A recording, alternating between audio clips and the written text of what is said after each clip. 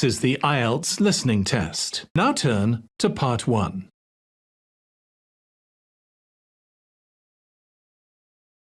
Part 1. You'll hear a conversation between a car insurance agent and customer. First, you have some time to look at questions 1 to 6.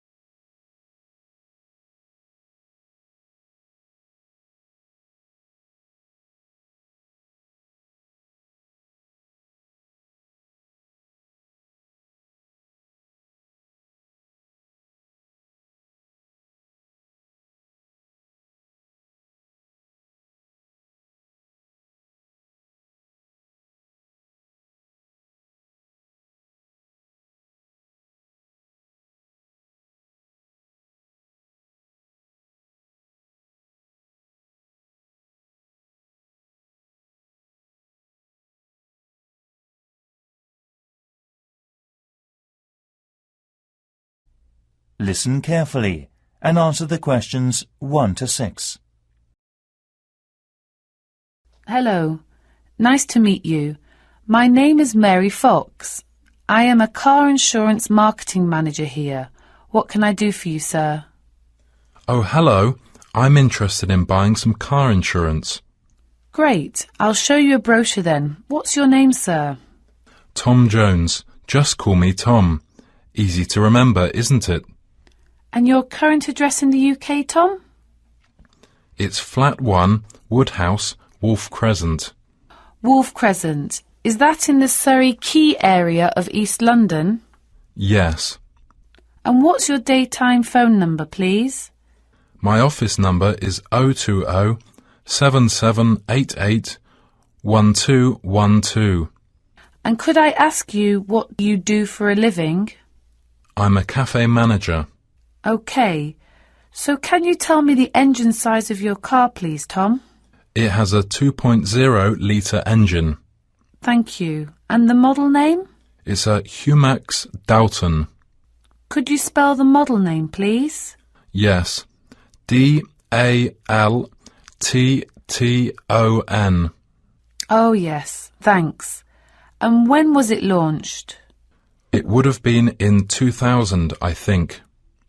Lovely. Right. I presume you've had a previous insurer recently? Yes. Right. We need to know the name of the car insurance company you were with before. Certainly. It was North Pole Safe. Thank you.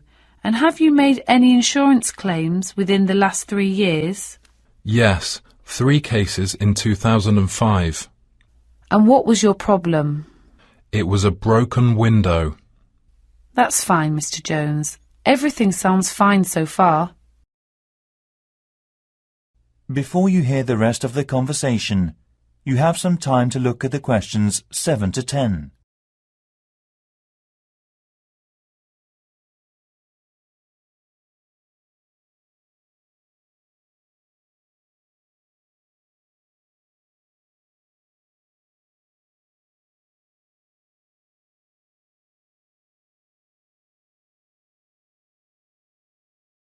Now, listen and answer questions 7 to 10.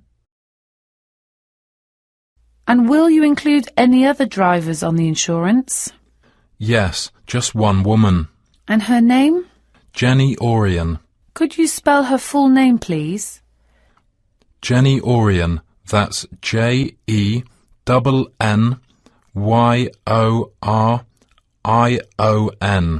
OK, thank you. And what relationship is she to you? She is my business partner. And what will you be using the car for?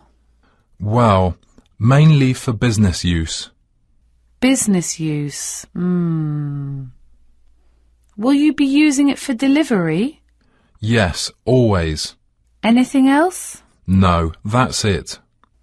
And finally, When would you like to begin the insurance? I need it from the 1st of February. Right. Could I check the tick box on the computer now? Yes, go ahead. And that comes out at £700 per year. Well, it's quite a bit higher than I've been paying until now, but it's just about okay. Great. How would you like to pay? Cash or card, sir? I'll use a credit card. Certainly, sir.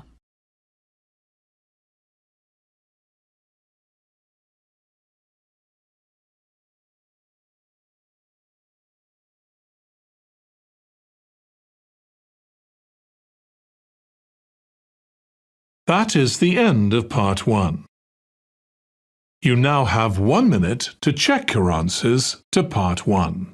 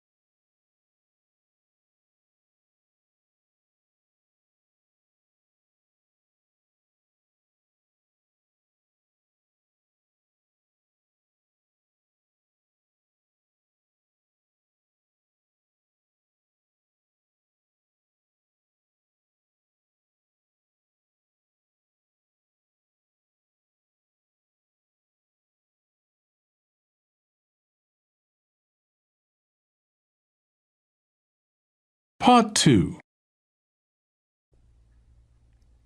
You'll hear a tourism program. Tourism Information Centre in Bath City. First, you have some time to look at questions 11 to 17.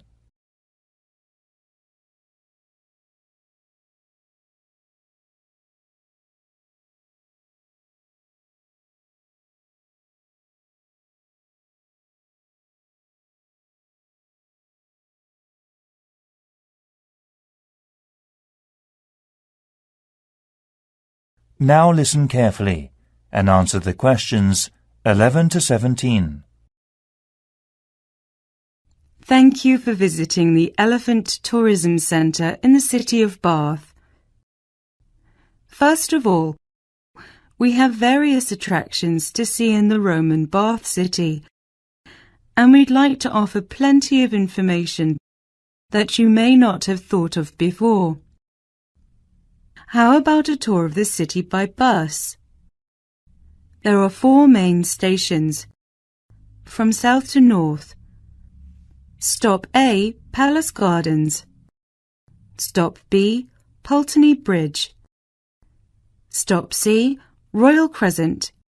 And stop D, Queen Square. You can visit the main booking office at stop A.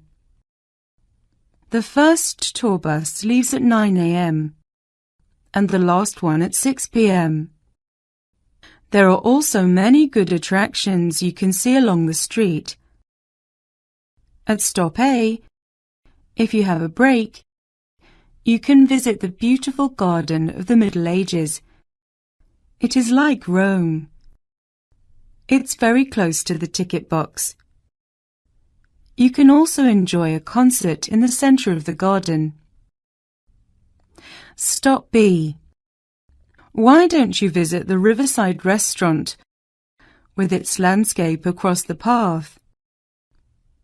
It is a place where you can sit and enjoy the spectacular views over the old hockey playground and ballrooms outside of the old buildings of the city.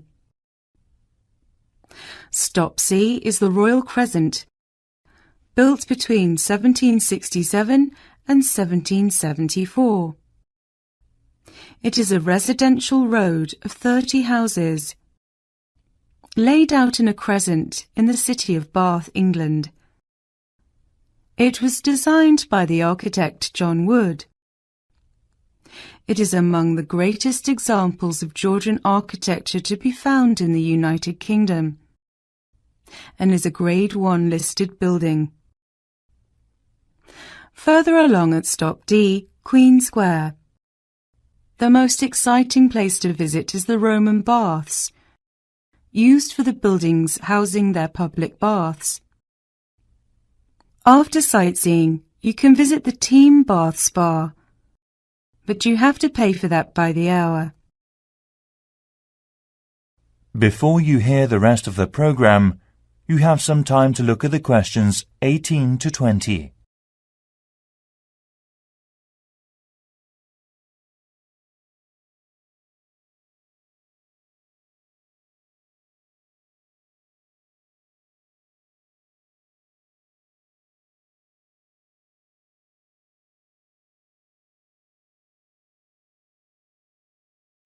Now listen and answer questions 18 to 20.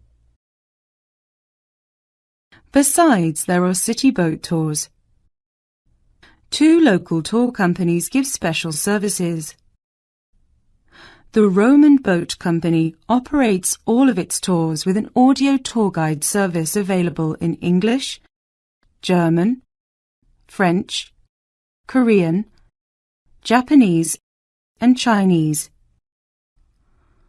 Tours leave from 9 a.m. every 30 minutes. The boat departs from the Palace Gardens. Tickets are valid for 48 hours. Another company, the Best Boating View Company, is available with a live commentary in English only. Boats depart from Pulteney Bridge every hour from 9:30 a.m. with the last boat departing at 6:30 p.m. This service also offers refreshments free of charge.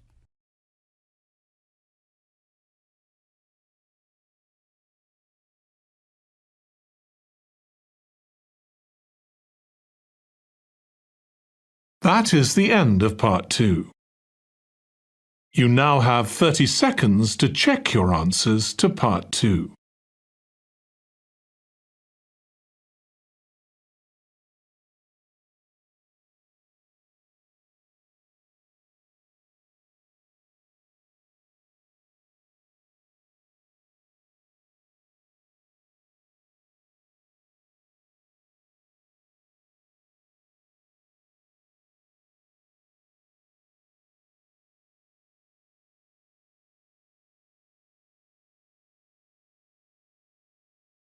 Part 3.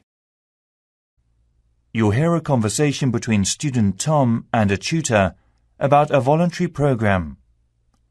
First, you have some time to look at questions 21 to 24.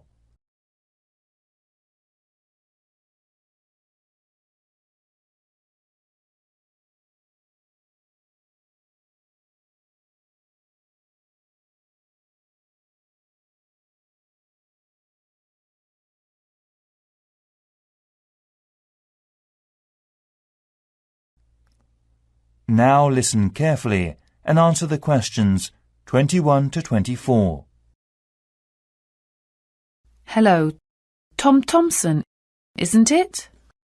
Yes, that's right. Come in and sit down. Thanks.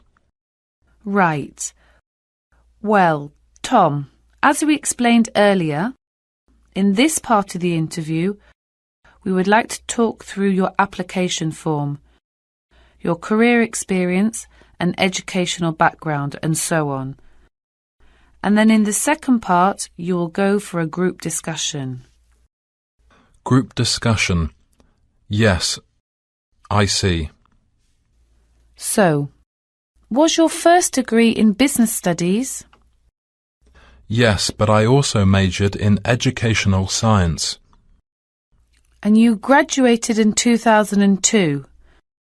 And I know you have been doing some teaching. Yes, I worked as a volunteer in a primary school in Vietnam. I was there for about 3.5 years in total, from 2003 to 2006. Great. What kind of organisation was it? It's a voluntary organisation. called Asian Cross. OK. Yes, I have heard of it. It operates in several Asian countries, doesn't it? And what kind of school was it? A rural primary school in a shanty town. Right. And what did you teach? A variety of subjects in different areas. I did mainly arithmetic with levels 1 to 3 and some English conversations with level 5. Then in my final year I took on some construction and gardening. That's level 6. Right, that sounds great. I also ran the subsistence farming in a rural area with residents. How interesting. Before you hear the rest of the conversation, you have some time to look at the questions 25 to 30.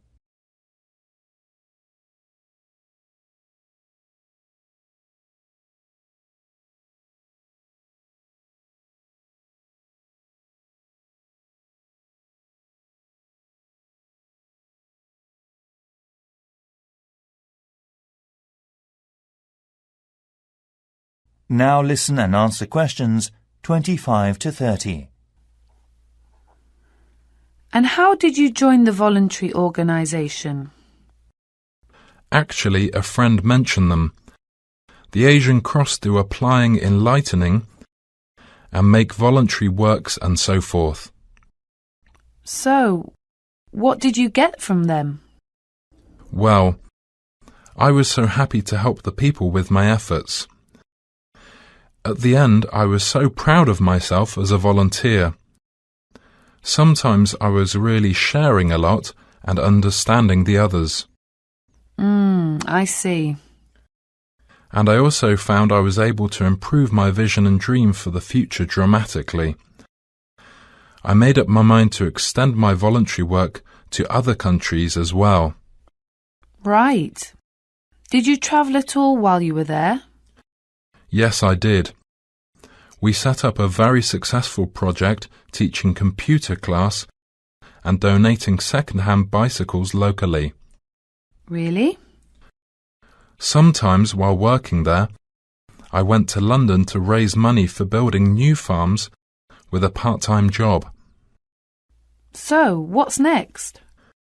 The local governor sponsored all volunteers' visas and paid for their accommodation and travel costs. You're lucky, aren't you?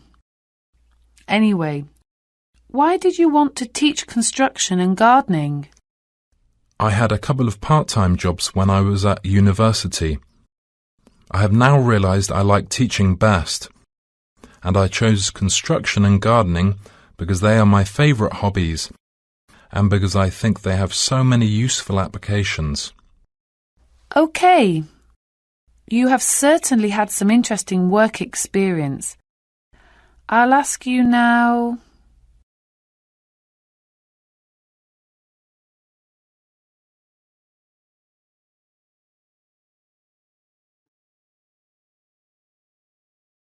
That is the end of part 3. You now have 30 seconds to check your answers to part 3.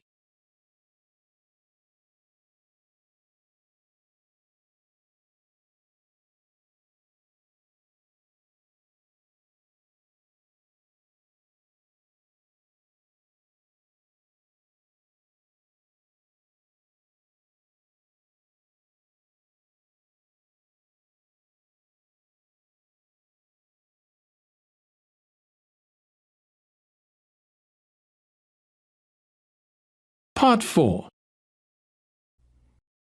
You'll hear part of some information given by the Student Union Centre. First, you have some time to look at questions 31 to 40.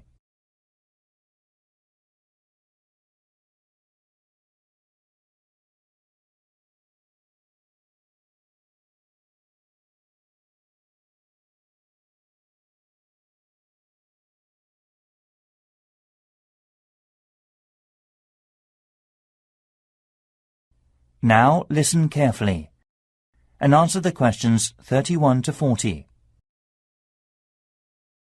We are very happy that the college authority has accepted the students' suggestions about the design of a new library and student union building.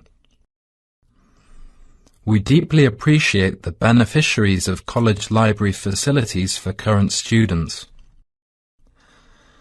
We have researched the best ways to find out student opinions and use them to help us make decisions. Initially, there was a student union meeting that was held last week. Then, in the main hall in King's Building, we invited all students to hand in suggestions for the design of new buildings, placing cards in a suggestion box. The suggestions enabled us to design a questionnaire that was completed by around 3,000 students over 1 month.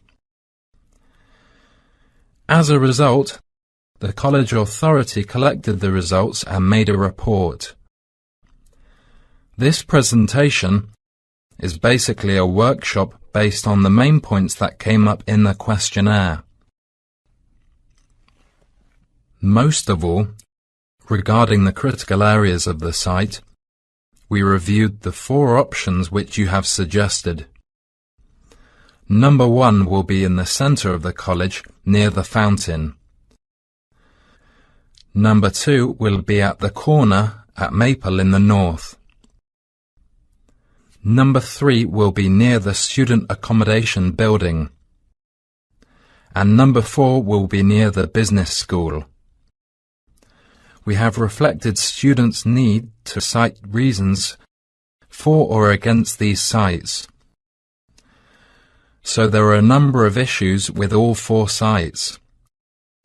It seems Site 1 was so crowded and noisy. Site 2 is a popular choice because it's quiet and a short distance from the lecture rooms. Site 3 was unpopular due to parking problems. Finally, number 4 was too far from the other colleges. Furthermore, our second suggestion for the student union building is obviously the facilities for leisure and sports. We would like a big fitness centre and, if possible, a swimming pool that is close to competition size. Also, we want to set up a variety of things that cater to students' needs, such as a job centre, travel agent, language centre for international students, internet cafe, and so forth. Additionally, at the Student Counselling Centre and Luxury Refectory will also be there. However, we are also considering a drama theatre.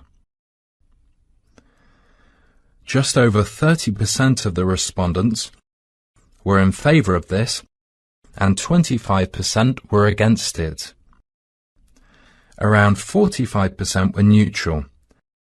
70% of respondents are in favour of the student union building being located close to the accommodation buildings, as this will be more convenient for them.